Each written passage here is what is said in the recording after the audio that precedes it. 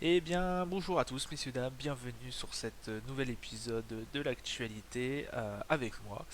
Aujourd'hui on est le 4 avril, voilà, début de semaine, pratiquement le début du mois d'avril, et qui commence assez bien, c'est très très bien, effectivement, comme vous pouvez voir, nombreux indices sont dans le vert, hein, voilà, on a le CAC 40 qui progresse de 0,84%. Le DAX, le Dow Jones qui traîne un peu la pote, voilà, le Nasdaq qui fait un bond de 1,44%. Alors voilà, hein, on a pas mal de trucs. Alors je suis désolé, là, le petit bruit, ça veut dire qu'on a perdu la connexion sur MT4. Donc voilà, un peu, voilà voilà les chiffres, voilà ce qui s'est passé un peu. Donc on est 17h30, hein, voilà, le CAC va bientôt fermer. Donc bon, on va parler du coup de ce qui se passe à l'heure actuelle, hein. Pourquoi ce rebond? Et ben j'en ai fichtrement aucune idée. Alors je vais vous expliquer pourquoi, hein. Pourquoi j'ai pas forcément d'explication. Alors j'en ai peut-être une, mais elle est assez légère. Alors ça serait effectivement pourquoi il y a un petit rebond comme ça, parce que on a eu que des mauvaises nouvelles en fait sur les indices, hein. On a eu notamment, comme je vous l'ai vu en haut, voilà, l'Ukraine, comme d'habitude, hein. Un procès contre alors, la crime de guerre. Alors effectivement, ce week-end, il est tombé que dans les régions libérées d'Ukraine, notamment celle de Butcha, pardon, il y a eu des crimes de guerre perpétrés par les soldats russes. Ils auraient tué environ 300 civils de sang-froid. Notamment Joe Biden a pris la parole pour dire que voilà, il va accuser la Russie de crimes de guerre. Il n'est pas le seul d'ailleurs, puisqu'effectivement les Européens parlent aussi de crimes de guerre. Ils veulent que l'ONU se réunissent pour juger cette affaire et envoyer au plus vite possible des experts pour juger ça. Puisque effectivement, hein, sur des images, on voit des personnes qui ont reçu, des civils, qui ont reçu des balles et qui ont été exécutés, des balles derrière la tête. Donc c'est une exécution sommaire. Voilà, on a des corps, on a complètement des charniers entiers de personnes, de villageois, hein. Donc là, on parle réellement voilà, de crimes de guerre. Donc c'est le mot qui va sortir aujourd'hui, et ça va être très très très compliqué parce que crime de guerre, c'est vraiment. Il y a le crime contre l'humanité, si vous voulez, et on n'est pas loin, je crois. Et même c'est à peu près kiff kiff, hein. Donc voilà, les grosses journées, la grosse nouvelle, ça a été ça. Voilà, hein, donc l'Europe qui décide aussi de nouvelles sanctions contre Moscou, hein, contre ce génocide, hein. On parle maintenant de génocide ukrainien, bien que le mot soit peut-être un peu trop fort pour l'instant, mais encore, on n'en est pas sûr, parce que là, on est à peine à un mois de guerre. Donc voilà, c'est très très chaud en ce moment. Donc face à ça, bien évidemment, les marchés étonnamment ne reculent pas. On a eu aussi, bien évidemment, on a eu un rebond, là, voilà, ça continue, 0,91%. Alors, on a testé des supports qui ont été des grosses résistances, notamment le CAC qui au début de séance, en tout début de séance, 30 minutes après avoir commencé, on était à plus 30%. Quand on avait commencé le début de séance, on est passé à moins 30% 30 minutes après. Et là, on finit à 0,91%, quoi. Donc des indices qui sont extrêmement volatiles. Malgré voilà, ils sont dans le vert, malgré toutes ces choses-là. On a aussi le Covid, hein. Le Covid, alors je vous ai pas mis la news, on a le Covid qui réapparaît en Chine. Voilà, donc la Chine commence à Shanghai, notamment, gros confine. Donc on va avoir encore des problèmes d'approvisionnement sur les semi-conducteurs. Bon, on a l'inflation qui a été, comme je vous l'avais dit la semaine dernière, assez record en Europe. Donc il va falloir urgemment que la BCE voit revoie ses taux, hein, et, va sûrement augmenter les taux, et très fortement d'ailleurs, plus fortement qu'elle avait peut-être envisagé. Puisqu'effectivement, hein, on est pratiquement à même hauteur d'inflation que les États-Unis, hein. On est à 7,x ouais, et puis les États-Unis sont à peu près pareil. Sauf que les États-Unis, on parle de récession. Et on est à peu près kiff-kiff, hein, si vous voulez. Donc oui, très, très dangereux là en ce moment, on est sur des pentes glissantes. On a aussi bien, donc, la Chine, voilà, comme je vous l'ai dit. Et une autre info que je vous ai pas dit, et que je me rappelle plus. Et que je me rappelle plus, il va falloir que je note ça plus en clair. Enfin bref, donc voilà, et des indices. Alors pourquoi les indices remontent? Ah oui, pardon, l'immobilier. L'immobilier qui commence à faire un peu la gueule, notamment Orpi qui a sorti voilà, des nouvelles. Orpi qui nous dit que en gros le marché de l'immobilier ça commence on commence à plafonner un peu.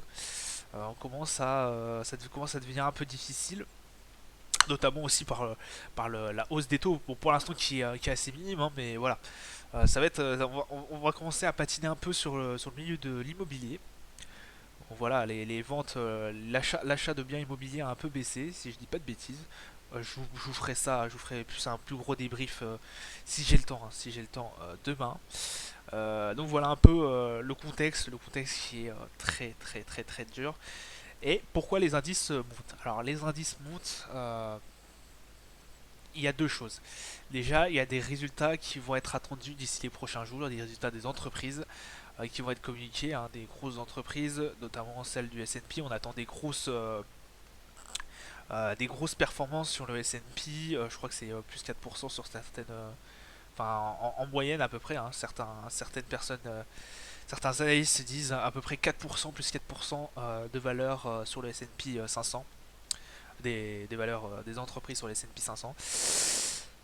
On a ça, et on a aussi le fait que il y a beaucoup de personnes qui ne savent pas encore, enfin qui ne savent pas pardon, où mettre l'argent, et qui achètent beaucoup d'actions parce qu'en fait, voilà, ils entendent parler d'inflation, ils se disent que mettre ça sur un livret A, c'est pas forcément ce qui est très intéressant. Voilà, ils entendent parler un peu d'immobilier, mais ça reste assez compliqué. Voilà, il faut avoir des grosses sommes, hein, pour investir dans l'immobilier, hein. Donc là, ils se disent, bah, pourquoi pas les actions. Donc ça serait éventuellement une possibilité, que c'est pour ça que les indices montent. Et encore, voilà, je reste très prudent là-dessus. Pour l'instant, voilà, c'est ce qui me paraît l'un des plus logiques. Je sais pas si vous avez d'autres explications, hein. N'hésitez pas à me l'écrire dans les commentaires. Voilà, ça peut être très intéressant de débattre avec vous sur ce genre de situation. Parce que là, voilà, c'est un peu les échos que j'ai, et que je ne saurais pas trop vous dire de plus, quoi. Donc on a le 440 en fait, qui, comme je vous l'avais dit en début de séance, prend 0,30%. Une heure, ouais, je crois que c'est à peu près une heure. Une heure après, perd 0,30%, et qui là fait voilà, hein, fait du 0,70%, plus 0,70%. Alors c'est voilà, c'est extrêmement volatile, hein, comme d'habitude. Très compliqué à anticiper. On a une grosse résistance, hein, ouais, c'est environ vers les 6000, 6600. Alors là j'en ai mis une, mais elle est plutôt là, hein, voilà. 6005, 6006, on a une grosse résistance, pardon. Une barre qui serait bien à franchir, c'est la barre des 6007, 6008, pour atteindre peut-être les 7000, hein, les 7000 qui serait intéressant de trouver, hein, voilà. Bon, ça serait vraiment la grosse 7000 un peu, la barre des 7000 serait vraiment intéressante à franchir. Pour le S&P, donc du coup en fait là du coup on redresse la barre, hein. On était sur 3 journées consécutives de baisse. Là aujourd'hui on finit à 4600, enfin on finit même pas, pardon, il est 17h39. On fait une belle augmentation à 4650 points, 565 points. Belle augmentation, on est à S&P, S&P, S&P, bien évidemment je l'ai pas. S&P 500, voilà, plus 0,43%. C'est pas mal, c'est pas mal, c'est pas mal. Une bonne, on redresse bien la barre. Un petit rebond, voilà, positif. Le Brent qui remonte à 108, 109 dollars le baril, bientôt 110, hein, on va pas tarder à arriver à les 110. Alors, il est dit aussi que dans les sanctions européennes, le pétrole serait impacté. Donc est-ce qu'il va nous refaire un pic à 130, 140, voire plus? On n'en sait rien, ça va être en fonction des discussions qui vont être faites dans les journées, là, dans les jours qui viennent, pour savoir si vraiment il y a eu un crime contre le crime de hier, et si, voilà, et si les sanctions européennes vont être encore plus alourdies. Le gold. Alors le gold qui fait un petit rebond, enfin qui reste aussi bien évidemment. Alors je vous l'ai pas montré, mais voilà, ça reste énormément dans une range, hein. On range énormément au niveau du gold. On a juste fait un pic au moment de voilà, au moment de l'Ukraine, voilà où ça a monté en haut. Mais quand on a vu qu'en fait ça allait durer peut-être un peu trop longtemps, un peu plus longtemps, voilà, ça a descendu, ça s'est calmé au fur et à mesure du temps. Le Nasdaq qui monte en flèche, plus 0, plus 1 et quelques pourcents, hein, si je dis pas de bêtises, hein. Je sais pas là, ouais, Nasdaq 1,39 et quelques. Donc voilà, là, qui va arriver sur la barre des 5100 hein, bientôt, hein, voilà. Très belle performance du Nasdaq, hein, qui est pas du tout à la trade. On va commencer à retoucher bientôt. Alors, je dis ça avec des grosses pincettes, hein, bien évidemment, je pense pas qu'on va arriver en tout début d'année là, où on était sur la barre des 16 006, pardon. 16 544 points, voilà. Bon, je pense pas qu'on arrivera à cette hauteur là avec plusieurs rebonds, mais là on est vraiment, on a eu une jolie hausse sur le S&P, sur le Nasdaq, pardon. Donc assez intéressant. Voilà, faire très attention quand même au rebond là, peut-être qui va arriver avec l'inflation et autres, surtout aux États-Unis. Le Bitcoin qui baisse un peu, oui.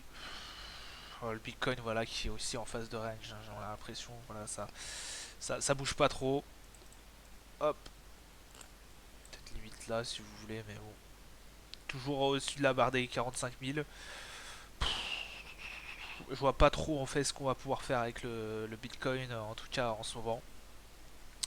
À prendre vraiment avec des pincettes. Donc voilà un peu les news. Puis n'hésitez pas voilà, à me dire ce que, si vous aimez, si vous aurez aimé trouver, voir d'autres choses, notamment sur des indices ou bon, par exemple aussi sur des valeurs boursières, hein, sur des entreprises et autres. Ça peut être intéressant que je regarde ça. Donc voilà, je vous souhaite une bonne soirée et je vous dis à plus tard. Ciao ciao.